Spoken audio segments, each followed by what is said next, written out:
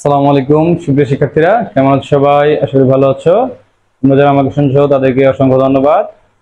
আর যারা অন্য ধর্মের শুনছো তাদের প্রতি আমার আন্তরিক শুভেচ্ছা এবং অভিনন্দন। আমি তোমাদেরকে এই দিচ্ছি আইসিটি বইয়ের HTML অংশের ধারাবাহিক সমাধান করাচ্ছি। আজ সেই ধারাবাহিকতায় আজকে আমি তোমাদের একটি প্রশ্নের উত্তর করে দেখাবো। দেখো, একটা টেবিল দেওয়া আছে, এই টেবিলটা উত্তর করবো আজকে। টেবিলটা প্রথমে আছে রেজাল্ট, তারপর আইসিটি নিচে দাগ দেওয়া আছে সিকিউ এমসিকিউ 45, 25 ইংলিশ এবং 95। এই হচ্ছে আমাদের টেবিলটা, এটার আমরা উত্তর করব। দেখো, এই HTML সলিউশন করার জন্য আমরা যে বিষয়টা খেয়াল করব, আমরা প্রত্যেকটা HTML এ কি বলেছিলাম যে HTML এর অংশ নয় কিন্তু লেখা জরুরি, যে বিষয়টা সেটা হচ্ছে ডক টাইপ HTML।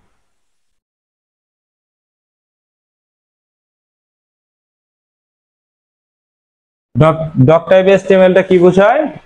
HTML-টা কোন স্ট্যান্ডার্ডের সেটা বোঝানোর জন্য এই ডক টাইপ HTML লিখতে হয়। তারপরে শুরু হবে বেসিক ট্যাগ HTML, তারপরে কি হেড, সেকশন, হেডে কি আছে টাইটেল, টাইটেলে তুমি ইচ্ছা মতো লিখে দিলা, টেবিল লিখলা,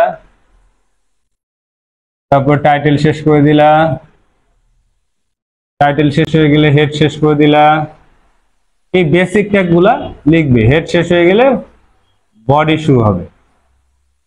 এখন যে বিষয়টা এখানে খেয়াল করো, দেখো রেজাল্ট অংশটা এখানে সারি কয়টা আছে এটা খুঁজি এবং কলাম কয়টা আছে এটা দেখি।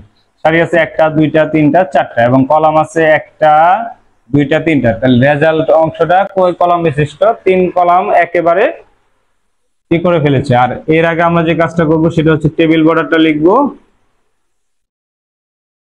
Table border double inverted comma 1 দিয়ে দিলাম। এখন টিআর শুরু করব, HTML শুরু করলেই টিআর শুরু হয়ে যাবে। টিআর শুরু করলে প্রথমে প্রথম রোতে কি আছে টিএইচ, টেবিল হেডিং লিখলাম আমরা, টিএইচ দিয়ে শুরু করলাম। টিএইচ এ কি আছে রেজাল্ট, রেজাল্টটা কয় কলাম নিয়ে আছে 1 2 3, তাহলে আমরা লিখবো call span, call span equal to double inverted comma 3।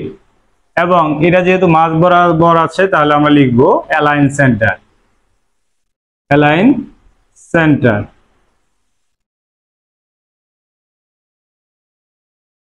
তাহলে টিএইচ অংশে কি আছে রেজাল্ট, RESULT রেজাল্ট, তাহলে টিএইচ শেষ। এই কাজটা এখানে আমরা একটা কাজ করতে পারি, সেটা হচ্ছে যদি কখনো রো স্প্যান কল স্প্যানের ব্যবহার হয় তাহলে আমরা অ্যালাইন সেন্টার না লিখলেও এটা অটোমেটিকলি চলে আসবে। তো আমরা আমাদের সুবিধার্থে অ্যালাইন সেন্টারটা লিখব। আচ্ছা, তাহলে এই টিএইচ শেষ হয়ে গেলে টিআর শেষ, তুমি চাইলে নিচে লিখতে পারো, আমি সাইডে লিখে দিলাম টিআর শেষ। এরপরে আইসিটি অংশে, আইসিটি ঘরটা 2টা সারি দখল করে আছে, আইসিটির অংশে নিচে দাঁড়িয়ে আছে। আবার টিআর শুরু করো, টিডি টেবিল ডেটা, টেবিল ডেটাতে প্রথমে কি আছে ICT.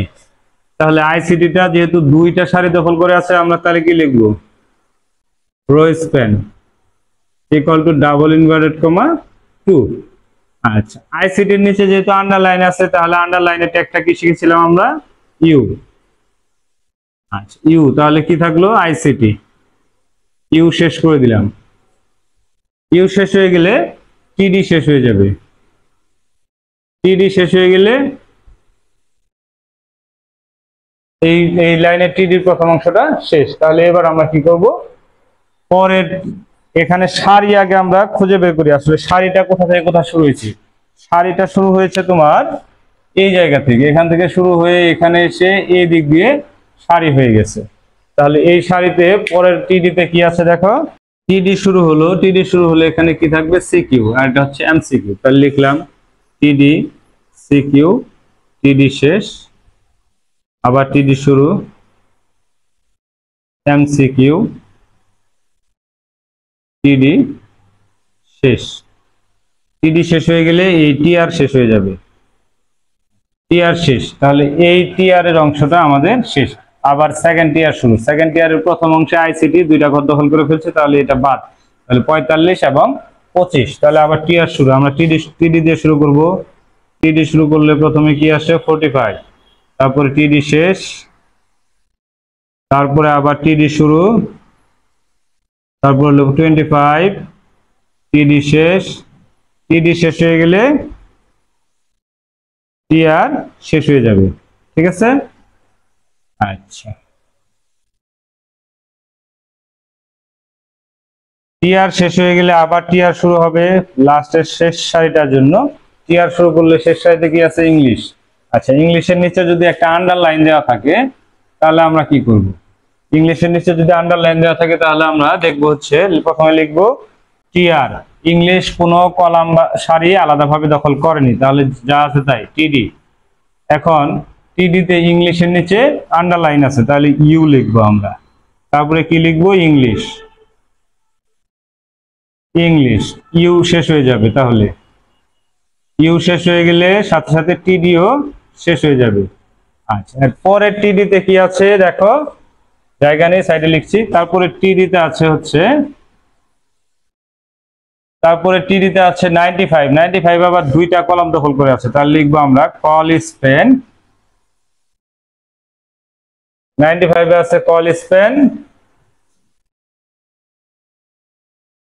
Equal to double inverted comma 2, কি লেখা আছে? 95। এটা হলো টিডি শেষ। টিডি যখন শেষ হয়ে যাবে তখন টিআর শেষ হয়ে যাবে, আর টিআর শেষ হলে টেবিল শেষ হয়ে যাবে।